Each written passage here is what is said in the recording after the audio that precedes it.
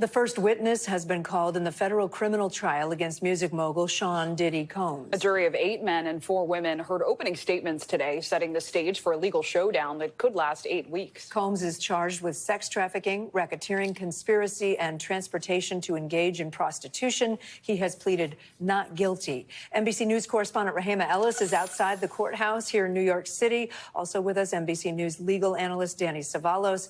Rahema, let's start with you. There are people now testifying. Who's on the stand right now, and what have we heard so far in opening statements? Let me tell you this about that first witness who's on the stand. But what they're doing at this moment, Kate, is they're playing that infamous tape about the assault that Sean Diddy Combs made on Cassie Ventura in the hallway of this hotel. Many people have seen this, and the prosecution said that they were going to play it. They're playing the whole tape right now. The first witness on the stand is a security officer at that hotel who was called about to go onto the floor, I believe it was the 6th floor, because of a disturbance. According to this witness, he says in his testimony that Combs said to him that he had a sack of money and he threw it at me, according to the security officer. And he told me, don't tell anyone about what happened. The security guard refused it and left. At that point, Cassie Ventura was outside of the area at that point. But this is the kind of thing that the prosecution was saying in opening statements that they were going to reveal to the jury, that there was a long history of criminal activity that Sean Diddy was engaged in.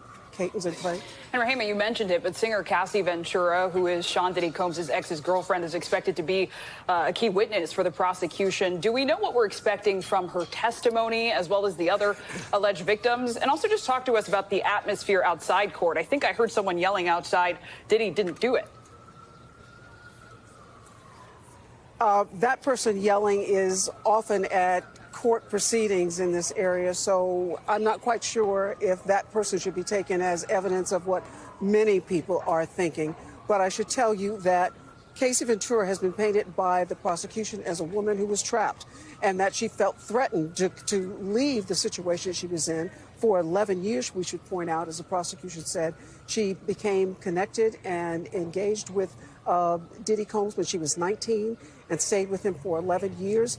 And the prosecution also said she loved him and felt that she was trapped because she had engaged in sex with him and with escorts, and that he had threatened her that he would reveal this information, and therefore she didn't know what to do. The defense paints a very different picture, saying that Diddy is innocent of this. They told the jurors that he was someone who was violent and very jealous. They said it was domestic violence and not the charges that the federal government has accused him of. Zen, Clay, and Kate? Rahema, thanks. Danny, let me bring you in. So just big picture, what do you think both sides are trying to accomplish on this first day? Well, the government in its opening statement went in a direction I expected they would go in, which was basically this. Ladies and gentlemen of the jury, this is not about the government's intrusion into Combs's private sex life. This is not about strange sex or anything like that. This is about actual crimes. And the defense did exactly what I expected, which is a version of, you may conclude that my client is a bad guy. You may conclude that he committed assault or other state crimes that he's not charged with. But as bad as you think he is, that does not mean that the government has met their burden to prove each and every element of these federal crimes. That is what they said in their opening statement. No surprise there. That was always going to be their theme. All right, a lot to track on this one. Rahema Ellis, Danny Savalos, thank you both very much. Thanks for watching. Stay updated about breaking news and top stories on the NBC News app or follow us on social media.